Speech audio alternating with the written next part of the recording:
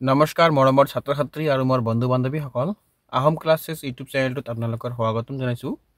আজি মই তোমালোকৰ কাৰণে লৈ আহিছোঁ ক্লাছ 10ৰ লেচন নম্বৰ 15 আমাৰ পৰিৱেশ।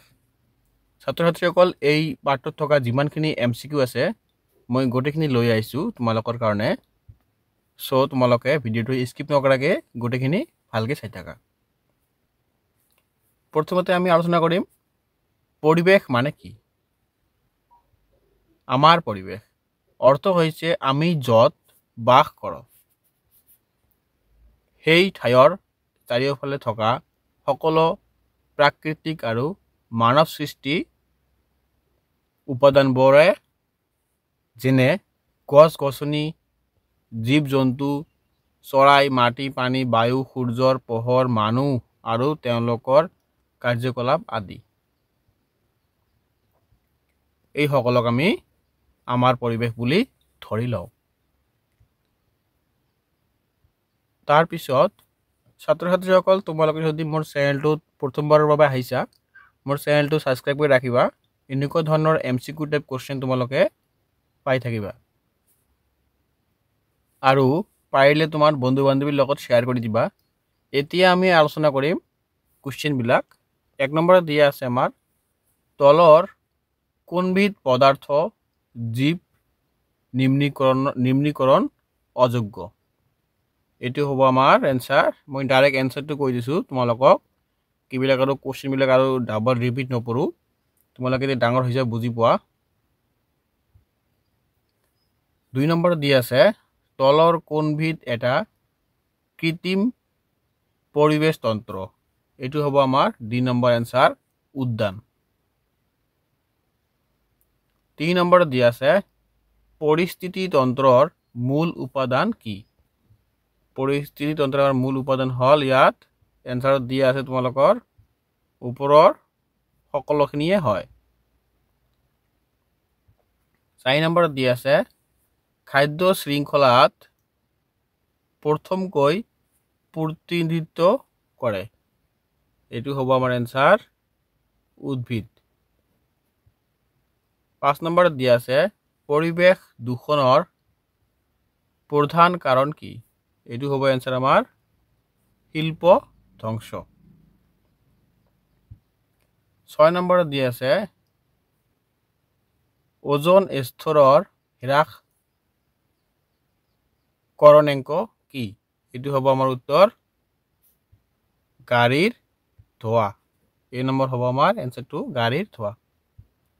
7 নম্বৰত দিয়া আছে নিম্নৰ মানে তলৰ কোনটো প্ৰদূষিত পদাৰ্থ নহয়। এইটো এনসাৰ হ'ব আমাৰ ডি নম্বৰটো কাগজ।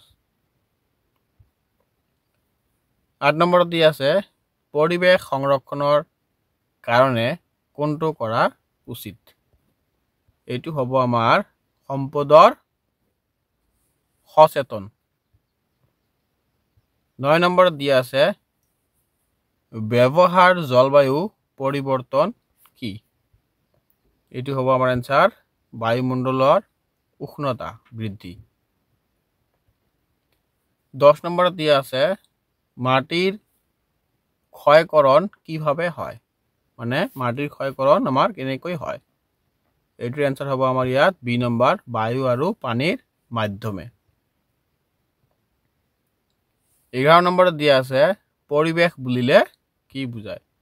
ছাত্ৰ ছাত্ৰীসকল এইটো কুৱেশ্যন তোমালোকৰ খুবেই ইম্পৰ্টেণ্ট, তোমালোকৰ এক্সামত এইটো আহি থাকে পৰিৱেশ বুলিলে কি বুজায়। এইটো হ'ব আমাৰ এনসাৰটো হ'ব উত্তৰটো গ নম্বৰটো হ'ব উত্তৰ ইয়াৰ। 12 নম্বৰত দিয়া আছে পৰিৱেশৰ জৈৱ উপাদান কোন, মানে পৰিৱেশৰ জৈৱ উপাদান কি। এইটো হ'ব আমাৰ খ নম্বৰ গছ গছনি। 13 নম্বৰত দিয়া আছে বায়ুমণ্ডলত থকা প্ৰধান গেছ কোনটো। বায়ুমণ্ডলত থকা আমাৰ প্ৰধান গেছ কোনটো তোমালোকে জানা। এইটো হ'ব আমাৰ ক নম্বৰটো হ'ব, এইটো হ'ব আমাৰ নাইট্ৰজেন। 14 নম্বৰত দিয়া আছে পানী চক্ৰত বাষ্পীয়কৰণ মানে কি। এইটোৰ এনসাৰ হ'ব তোমালোকৰ খ নম্বৰটো হ'ব ইয়াৰ উত্তৰ।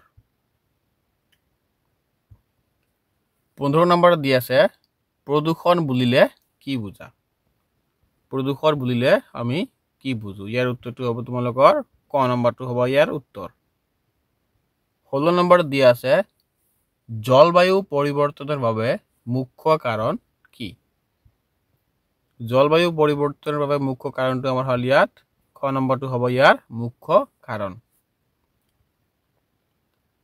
17 নম্বৰ দি আছে গছ পৰিবেষ্টনে কেতিয়া বায়ুৰ অক্সিজেন প্ৰস্তুত কৰে বায়ুত গছ পৰিবেষ্টনে মানুহৰ নাম ই কেতিয়া বায়ুত অক্সিজেন প্ৰস্তুত কৰে এইটো হ'ব আমাৰ খ নম্বৰটো হ'ব ইয়াৰ উত্তৰ সৰি এইটো মানুহৰ নাম নহয় তোমালোকৰ এইটো গছে যে আমাক অক্সিজেন দিয়ে এইটো আমাক হি কেতিয়া অক্সিজেন মানে প্ৰস্তুত কৰি মানুহক দিয়ে এইটো আমাক দিনৰ ভাগত হি অক্সিজেন প্ৰস্তুত কৰে 18 নম্বৰ দি আছে ক্ৰমিকভাৱে কোনটো বস্তু সংস্থাপনৰ অংশ এইটোৰ উত্তৰ হ'ব আমাৰ খ নম্বৰটো 19 নম্বৰ দি আছে বজ্ৰপাত কেনেকৈ সৃষ্টি হয় তোমালোকে বজ্ৰপাত গম পোৱা এই বৰষুণৰ কালত যে পুৰা শব্দ হয় ইয়াকে বজ্ৰপাত বুলি কয় এটো হ'ব আমাৰ গ নম্বৰ আনসাৰ বেগৰ ভিতৰত বিদ্যুৎ সঞ্চয় 20 নম্বৰত দি আছে আমাৰ কোনটো পদাৰ্থ বায়ুমণ্ডলত ঘনীভৱন কৰে এটো হ'ব আমাৰ উত্তৰ গ নম্বৰ পুনৰ ব্যৱহাৰ বুলিলে কি বুজায় এটো হ'ব উত্তৰ আমাৰ খ নম্বৰ 22 নম্বৰত দি আছে পানী প্ৰদূষণৰ মুখ্য কাৰণ কি পানী প্ৰদূষণৰ আমাৰ মুখ্য কাৰণটো হল ইয়াত ক নম্বৰটো হ'ব ইয়াৰ মুখ্য কাৰণ 23 নম্বৰত দি আছে কোনটো জলবায়ুৰ অংশ নহয় এইটো হ'ব আমাৰ উত্তৰ গ নম্বৰ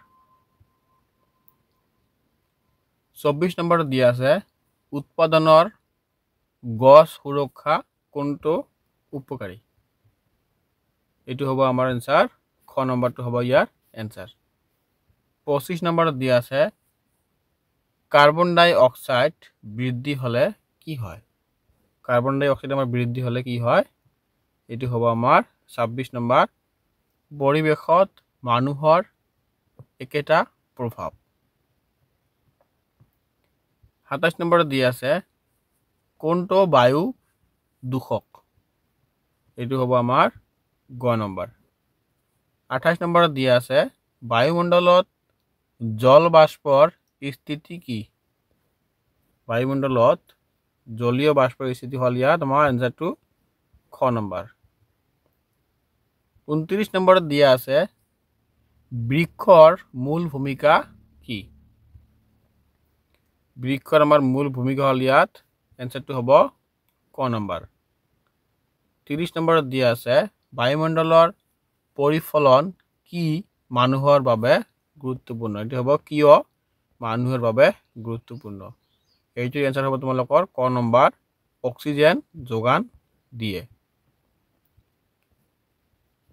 ছাত্ৰ ছাত্ৰীসকল মোৰ ভিডিওটো ইয়াতে শেষ কৰিলো তোমালোকক যদি ভিডিওটো ভাল লাগিছে চেনেলটো সাবস্ক্ৰাইব কৰি ৰাখিবা এনেকুৱা ধৰণৰ ভিডিও তোমালোকে পাই থাকিবা আৰু পাৰিলে তোমালোকৰ বন্ধু বান্ধৱীৰ লগত শেয়াৰ কৰি দিয়া ধন্যবাদ